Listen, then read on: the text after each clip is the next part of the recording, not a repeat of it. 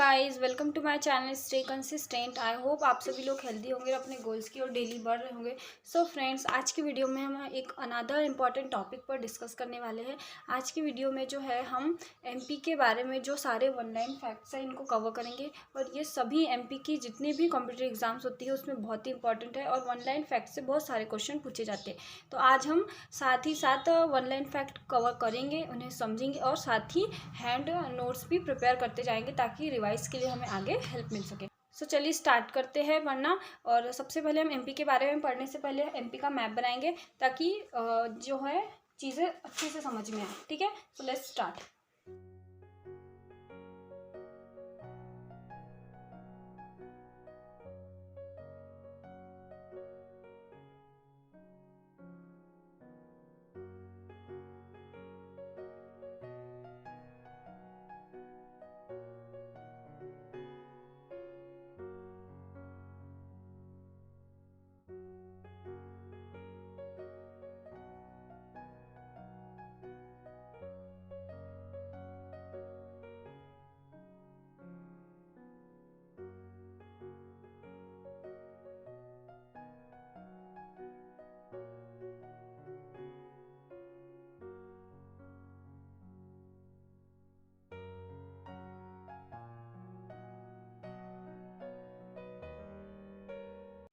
सो ये एमपी का ये मैप है जो कि हमने मिलता जुलता बना लिया है। ठीक है, तो इसमें हमने एमपी के विस्तार को बताया कि 21 डिग्री 6 मिनट उत्तरी अक्षांश से 26 डिग्री 30 मिनट व उत्तरी अक्षांश तक, और उसी प्रकार 74 डिग्री 9 मिनट पूर्वी देशांतर से 82 डिग्री 48 मिनट पूर्वी देशांतर तक क्या है एमपी का विस्तार है। ठीक है, अब इसके बारे में में जो है हम एक एक करके वन लाइन फैक्ट्स को कवर करेंगे और उसको फिर समझेंगे। सबसे पहले हम नोट्स बनाएंगे, फिर उसको समझेंगे और लर्न करेंगे। ठीक है, तो चलिए फिर स्टार्ट करते हैं।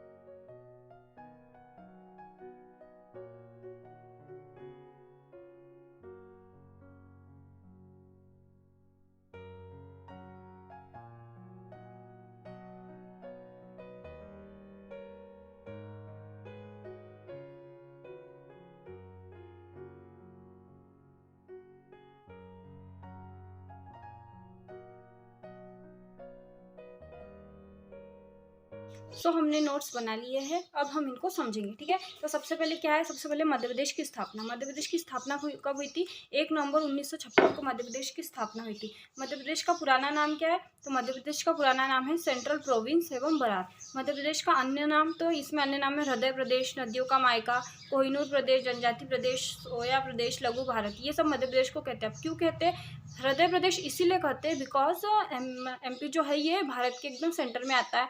नदियों का मायका इसलिए क्योंकि बहुत सी नदियों का उद्गम एमपी से होता है। ठीक है, कोहिनूर प्रदेश क्यों है? क्योंकि यहाँ पे हीरा मिलता है। ठीक है, जनजाति प्रदेश क्यों? क्योंकि सबसे ज़्यादा जो जनजातियाँ है वो एमपी में ही है। सोया प्रदेश, तो आपको पता होगा कि सोयाबीन उत्पादन में हमारा एमपी जो है भारत में पहले स्थान पर है। ठीक है, और लघु भारत, तो ये अन्य नाम होगा। इसके बाद क्या है, हृदय प्रदेश की संज्ञा। तो हृदय प्रदेश की संज्ञा किसने दी थी एमपी को? तो ये पंडित जवाहरलाल नेहरू जी ने, जो कि हमारे देश के पहले प्रधानमंत्री थे, इन्होंने हृदय प्रदेश की संज्ञा दी थी। राजधानी क्या है? तो हम एमपी की राजधानी है भोपाल। और राज्य दिवस कब मनाते हैं हम? तो 1 नवंबर को। क्यों? क्योंकि 1 नवंबर 1956 को हमारे भारत ये एमपी का गठन हुआ था। ठीक है, राज्य का अंतिम पुनर्गठन कब हुआ था? तो राज्य का अंतिम पुनर्गठन हुआ था 1 नवंबर 2000 को। ज्यामितीय आकार क्या है? तो एमपी का लगभग देखिए आयताकार लग रहा है ना, देखकर भी लग रहा है। तो ये क्या होगा? ज्यामितीय आकार कैसा? आयताकार है। क्षेत्रफल क्या है? 3,08,252 वर्ग किलोमीटर। भारत के कुल क्षेत्रफल में हिस्सा, तो 9.38% जो है भारत के टोटल क्षेत्रफल में एमपी का भाग है। क्षेत्रफल की दृष्टि से भारत में कौन से स्थान पर है एमपी? तो क्षेत्रफल की दृष्टि से भारत में दूसरे स्थान पर है। ठीक है, उत्तर से दक्षिण का विस्तार, यानी कि ऊपर से नीचे का विस्तार, उत्तर से दक्षिण का विस्तार कितना है? तो 605 किलोमीटर है। और पूर्व से पश्चिम का विस्तार कितना है, यानी कि इधर पूर्व से पश्चिम का विस्तार कितना है, तो ये है 870 किलोमीटर। ठीक है, तो ये एमपी के बारे में एक छोटा सा इंट्रो हो गया इसके बारे में, और आगे की जो फैक्ट्स है हम कवर करते चलेंगे। चलिए अब हम आगे के नोट्स बनाते हैं, फिर उसे समझेंगे।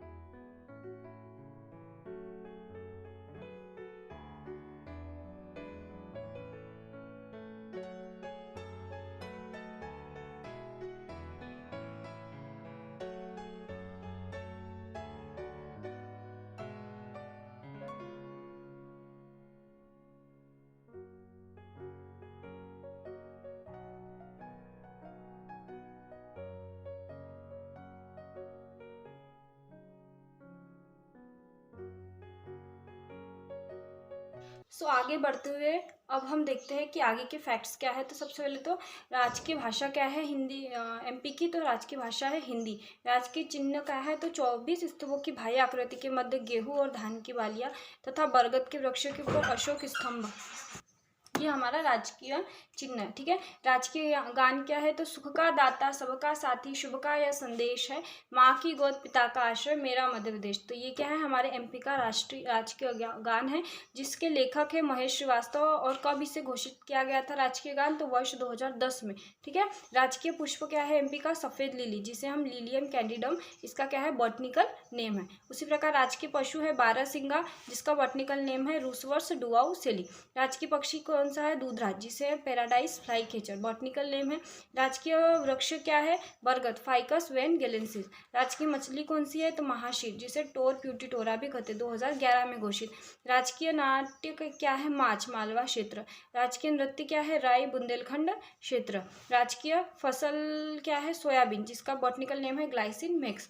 राजकीय खेल क्या है, मलखंभ, 2013 में घोषित किया गया था। राजकीय नदी है नर्मदा। नर्मदा क्यों, क्योंकि हमें पता है ये एमपी की सबसे बड़ी लंबी नदी है और हमारे एमपी की जीवन रेखा भी है। ठीक है, राजकीय फल कौन सा है, तो आम, मैग्नीफेरा इंडिका राजकीय फल है। ठीक है, प्रदेश में राज्यसभा की सीटें टोटल है 11। प्रदेश में लोकसभा की सीटें क्या है, 29। अनुसूचित जाति के लिए आरक्षित लोकसभा क्षेत्र कितने हैं, 4। कौन से है, भिंड, टीकमगढ़, देवास और उज्जैन। ठीक है, अनुसूचित जनजाति के लिए आरक्षित लोकसभा क्षेत्र कितने हैं, टोटल 6।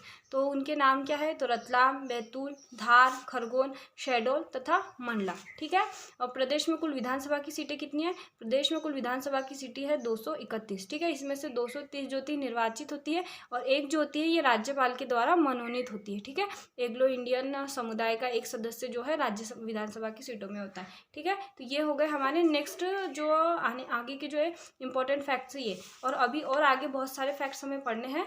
सो चलिए हम आगे बढ़ते हैं और अपने आगे की स्टार्ट करते हैं।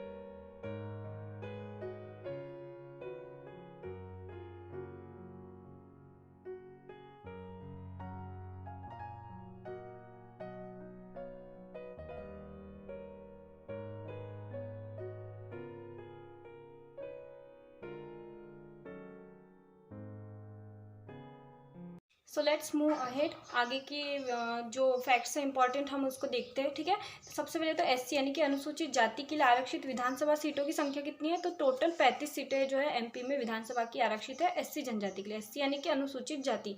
और एसटी के लिए आरक्षित विधानसभा सीट यानी कि अनुसूचित जनजाति के लिए आरक्षित विधानसभा सीटों की संख्या है 47। ठीक है।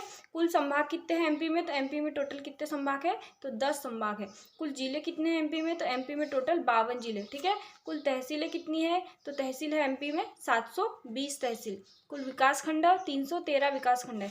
आदिवासी विकास खंडों की संख्या कितनी है एमपी में? 89। ठीक है। नगरों एवं शहरों की संख्या कितनी है एमपी में? तो 476 नगरों की एवं शहरों की संख्या है। ठीक है। कुल नगर निगम कितने एमपी में? तो 18 नगर निगम है। कुल नगर पालिकाओं की संख्या है 98 नगर पालिका है। कुल नगर पंचायत की संख्या है 264 नगर पंचायत। कुल जिला पंचायत की संख्या है 52 जिला पंचायत है टोटल। कुल जनपद पंचायत की संख्या है 313। कुल ग्राम कितने हैं एमपी में? तो कुल ग्राम है 54,903 ग्राम है। कुल ग्राम पंचायत कितनी है? तो 23,006 ग्राम पंचायत है। कुल पुलिस जिले कितने एमपी में? तो कुल पुलिस जिलों की संख्या है 52। कुल पुलिस थाने कितने एमपी में? तो कुल पुलिस थानों की संख्या है 1099। ठीक है। और पुलिस कंट्रोल रूम की संख्या कितनी है? तो 53 है। मध्य प्रदेश के उच्च न्यायालय कहाँ पर है? तो मध्य प्रदेश का उच्च न्यायालय जो है जिसका मुख्यालय कहाँ पर है? जबलपुर में। ठीक है। और उच्च न्यायालय के खंडपीठ कहाँ है? तो उच्च न्यायालय की खंडपीठ है ग्वालियर और इंदौर में। ठीक है। राज्यपाल कौन है एमपी के? तो एमपी के राज्यपाल है मंगू भाई पटेल। मुख्यमंत्री है शिवराज सिंह चौहान। प्रोटेम स्पीकर है रामेश्वरम शर्मा। और मुख्य न्यायाधीश कौन है? जस्टिस मोहम्मद रफ़ी। ठीक है। तो ये क्या थी? ये एमपी की पॉलिटी के बारे में एक्चुअल जो है ये फैक्चुअल चीज़ है। और फैक्चुअल चीज़ है तो इसमें क्या है, इसे जो है बार बार पढ़ने से ही हमें लर्न होगा। ठीक है। तो ये एमपी के बारे में कुछ फैक्चुअल चीज़ है। चलिए बढ़ते हैं आगे।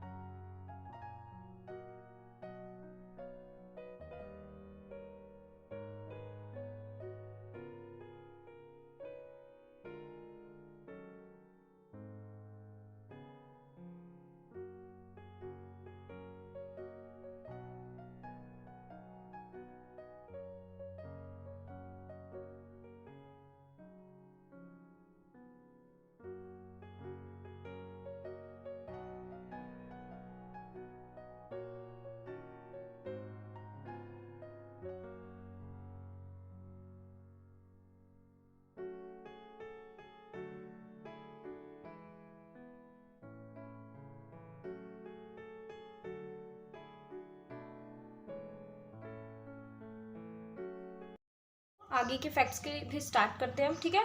तो भारत में कुल जनसंख्या कितनी, मतलब एमपी की कुल जनसंख्या कितनी है, ठीक है। तो एमपी की कुल जनसंख्या, ये जो डाटा है ना, ये सारा डाटा जो है ये अकॉर्डिंग टू 2011 की जो जनसंख्या हुई की गिनती हुई थी उसके अकॉर्डिंग है, ठीक है।